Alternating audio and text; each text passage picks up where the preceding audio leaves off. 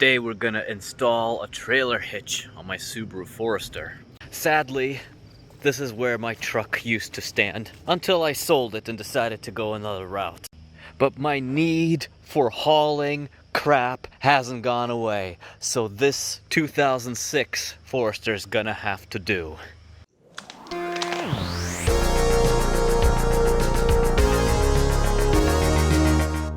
Okay, what are we looking at here? That there hitch, that there receiver hitch from Kurt, that's what I bought, about 130, maybe 140 bucks. I wanted to buy one that Subaru manufactures, but the dealership, I checked in with them, they said, nope, there's not a single one in the whole damn country. There's also the question of trailer lights, so we'll be installing this harness, this wiring harness as well. And we're gonna get this bad boy in the air.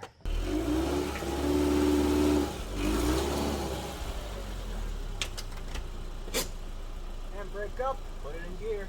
Safety first on them there wheels. Chalk them. See, I don't want to be crushed by a car that is now worth, I don't know, maybe $1,300.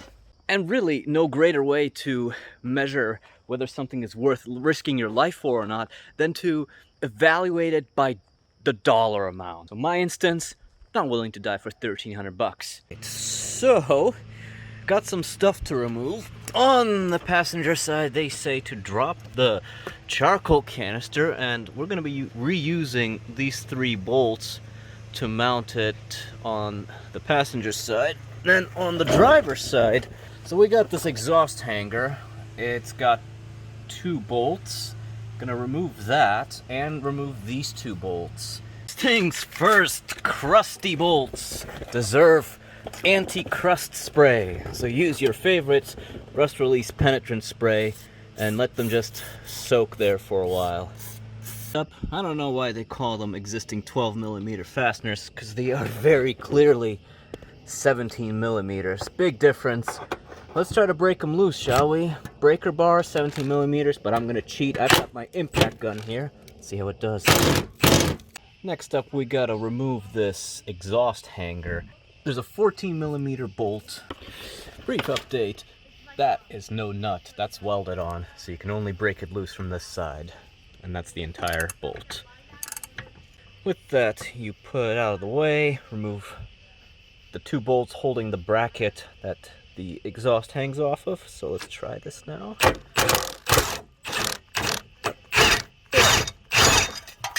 it goes. Moving on to this side, they say to drop the charcoal canister. I'm not sure I remember how to do that. I think you have to do it so you can access that 3rd bolt. But anyways, so I'm just going to start by removing the 2 nuts that I do see that are holding it up. Crusty. I found a 3rd hidden nut that's probably going to drop the charcoal canister. It's actually hidden behind this hose here. Where are you? Oh yeah, it's just not focusing in on that. With that, tweedly-dee, tweedly-dum, let's see if we can get him. Sure can. The 3rd one, a bit of a troublemaker, but you can bend this bracket just enough and then just enough to squeeze this in. Otherwise, you probably need to use a wrench to get at it. I don't know what it's talking about. It's talking about tie-down brackets. Maybe it's talking about this. I assume it has to go. 14mm bolt. I think this is just a tow hook, isn't it? Same story, driver's side. Let's call it a tie-down strap, whatever. 14mm bolts. The mounting surface is wide open. Driver's side and passenger side. Alright then, now this part is kind of the part that gives you a really hairy chest.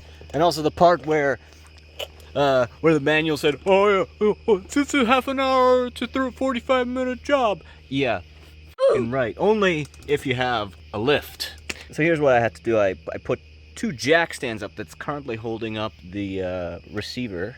You have to kind of snake it above your muffler here. Snake it above the hanger. And now I'm gonna put in one of these bolts. Alright, that wasn't too bad. You have to sandwich the bracket that holds up your charcoal canister between the hitch and the frame rail.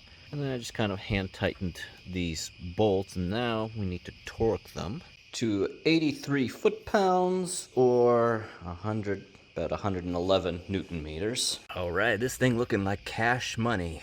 Got the 4 bolts torqued down. Guess we're not really reusing any of the brackets. The 3 bolts over there, can't really see them right now. Now you've got this, they say it's a 7/16" bolt. Burgers, always mixing metric and imperial. Stick with one. Anyways, I got my 60mm socket on this, and this they say to torque to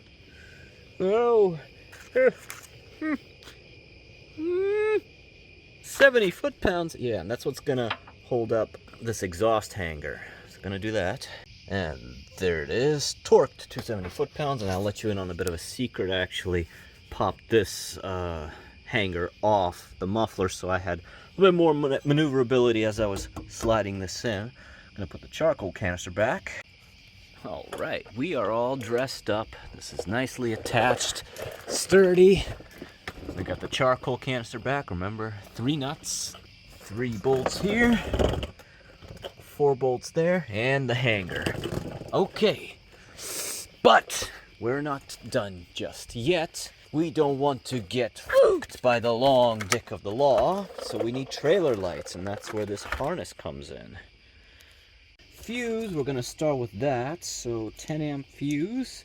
I can do this part of the job, no problem. Okay, good. Great.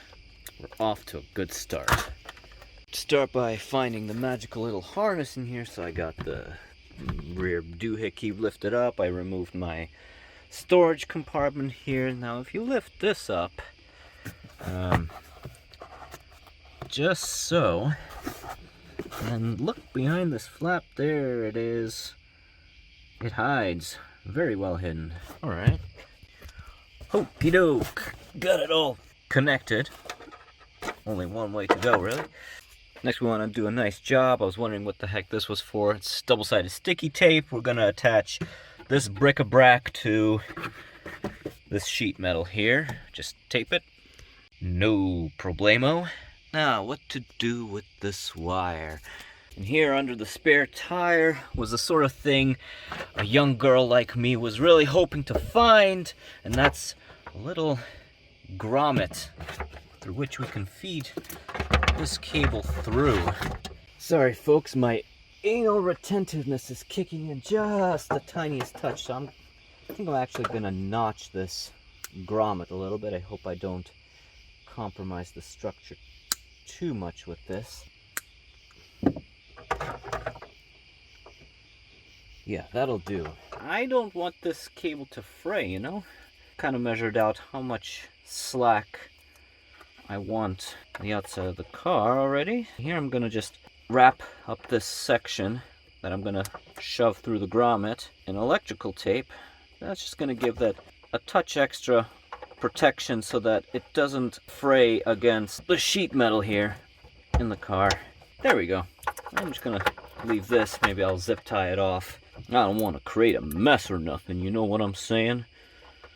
Yeah, you know what I'm saying. We got one dangly boy under the car. Gonna use one of those big glorious zip ties they gave me. Gonna shove that right here. There. That's not going anywhere. Righto. Now, for my favorite sound in the entire world. The sound of taking the floor jack back inside when it's way too late and you'll raise the dead.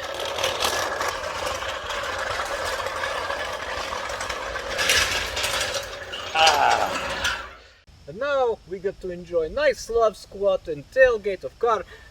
That's about it for installing the receiver hitch. They say 30 to 45 minutes. Yeah, multiply that times 4, because unless you have a lift, this is not exactly the most pleasant of job to try to do on your back.